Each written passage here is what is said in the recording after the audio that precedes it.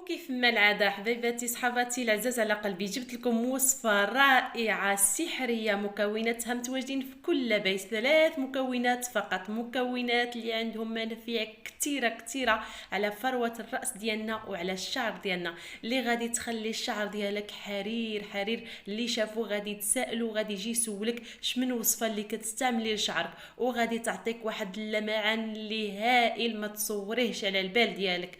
غير جربي هاد الوصفه ما تعكزيش عليها نهائيا وغادي تشكريني وغادي ترحميني عليها. اهلا وسهلا حبيباتي، كيف دايرين؟ لاباس عليكم؟ مزيانين؟ نتمنى تكون اموركم كلها على خير يا ربي وانتم كتشاهدوا هذا الفيديو.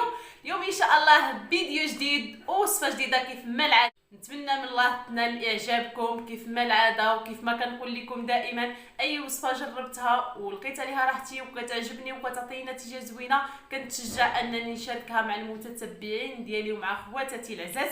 اليوم ان شاء الله غادي نشارك معكم وصفه اللي غادي تنفعكم في الشعير ديالكم ان شاء الله، وغادي تعالجوا داك الشعير كيف ما انا جربتها ولقيت عليها نتيجه زوينه بزاف ونفعتني في الشعر ديالي.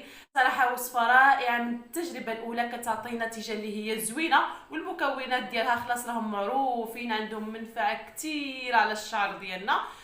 المهم البنات ما عليكم غير تجربوها ما تركزوش عليها نهائيا.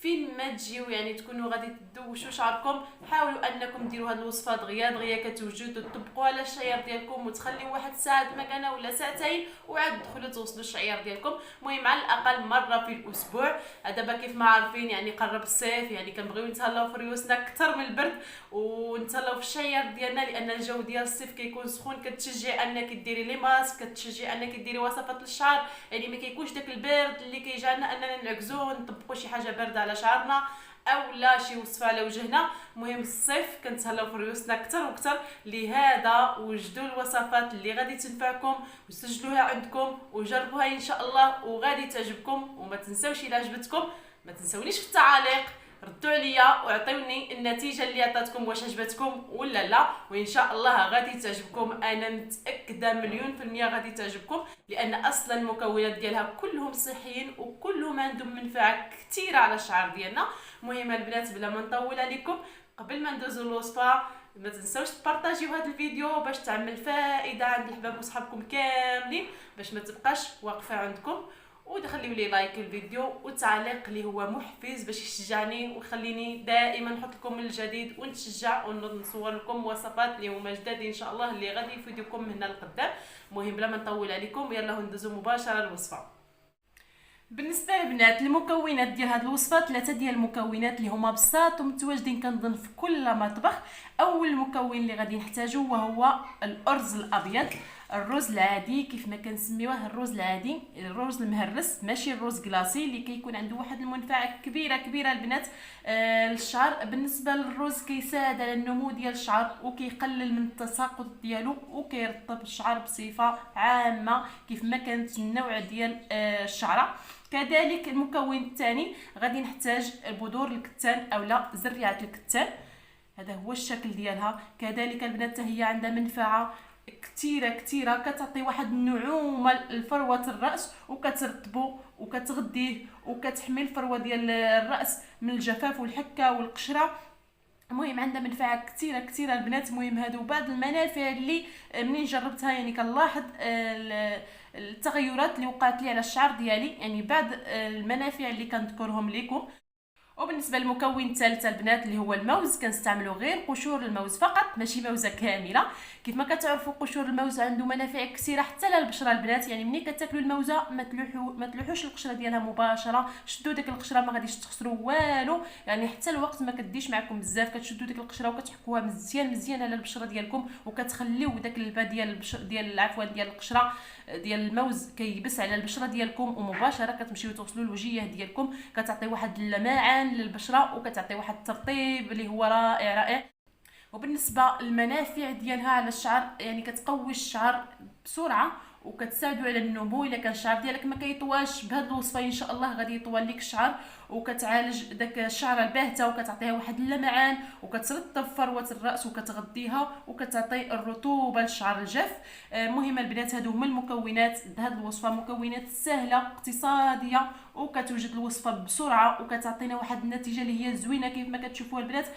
يعني المكونات صحيا ما كاينش شي حاجه اللي فيها المواد الكيماويه، يعني كل شيء صحي والطريقه كذلك حتى هي صحيه. المهم خليكم معايا البنات باش نشوفوا الطريقه ان شاء الله. من بعد البنات غادي ندوزو للطريقه. من بعد ما خديت داك القشره ديال الموز وغسلتها، ضروري البنات تغسلوها لان كيكون فيه الادويه، يعني كتغسلوها وكتقطعوها طريفات بحال هكا وغادي نوضعوها في واحد الكاسرون اللي غادي نطيبوا فيه هاد الوصفه هذه.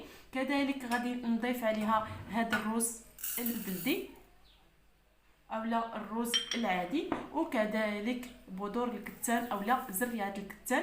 المهم الكميه كديروها بين عينيكم، يعني القياس اللي غادي يكفيكم، واش للشخص اولا جوج ديال الاشخاص. بالنسبه لي انا يعني غادي ندير غير لراسي فقط. مهم هذه هي الكميه غادي يعني تعطيني كميه اللي غادي تكفيني اولا غادي شي شويه.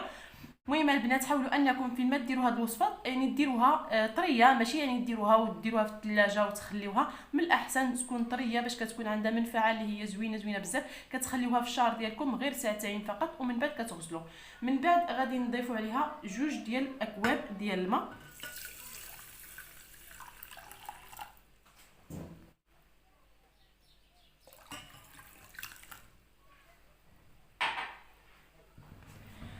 صافي البنات، هذه هي الوصفه ديالنا. دابا غادي نردوها فوق النار. ضروري غديروا جوج اكواب ديال الماء لان الزريعه ديال الكتان اولا بذور الكتان يعني كتستغرق شويه ديال الوقت باش كطيب. من بعد باش طيب لينا مزيان وكتطلق داك الماء ديالها مزيان باش كتكون المنفعه اللي هي زوينه. وكذلك الرز يعني كيشرب الماء بزاف. ضروري ديروا الماء بزايد باش ما كتجيكمش الوصفه خاسره بزاف وثقيله. ملي كتجيو تطبقوها على الشعر ديالكم يعني كتجي صعيبه شي شويه. المهم البنات غادي نردوها طيب ونولي معكم. كتلاحظوا معايا هنا الوصفه ديالنا بدات كطيب، يعني كتردوا مع البال لان كتغلى. ملي كتغلى كتبدا تفيض ان داك البال ديال الرز والزريعه ديال الكتان كيفيض بزاف. المهم ما تغفلوش عليها نهائيا. المهم خليوها كتستغرق شويه ديال الوقت في الطياب لان الزريعه ديال الكتان كتشد الطياب شي شويه.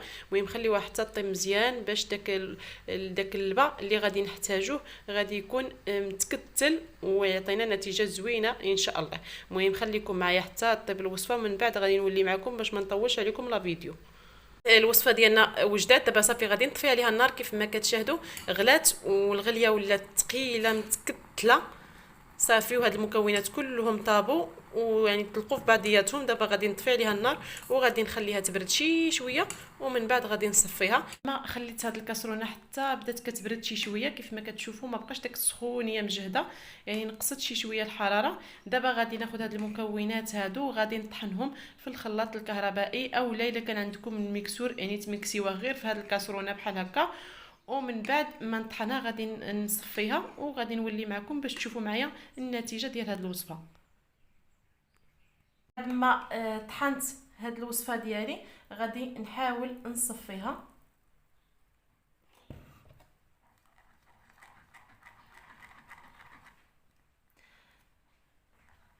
كتاخذ الوقت شويه باش كتصفى، خصوصا الا كان الصفاي داك الثقوب ديالو رقاق وصغار كتاخذ الوقت شي شويه. المهم ماشي ضروري تطحنوها مزيان يعني كطحنوها شويه باش كتسهل عليكم. وداك المكونات كيزيدوا يطحنوا ويعطيو المنفعه ديالهم اكثر في هذه الوصفه هذه.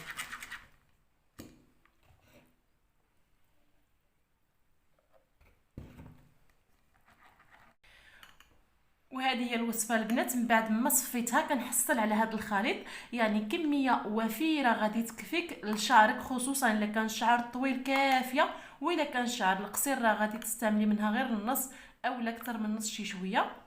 المهم انتم شفتوا المكونات شحال درت فيهم، يعني غير شويه تقريبا 2 معالق ديال الرز و2 معالق ديال بذور الكتان وقشره ديال الموزه وحده.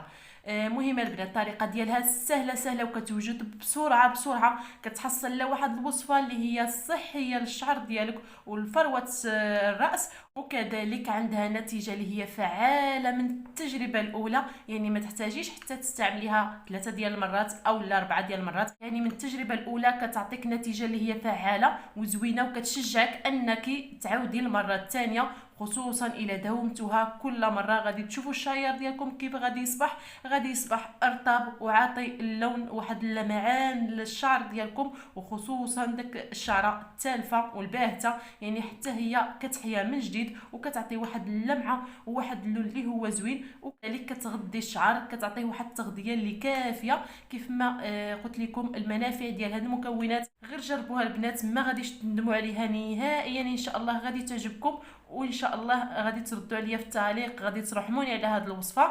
مهمه البنات، نتمنى تبارطاجيوها مع حبابكم وصحابكم، ما تخليوش الوصفه واقفه عندكم باش تعمل فائده على الجميع وكل شيء يربح الاجر.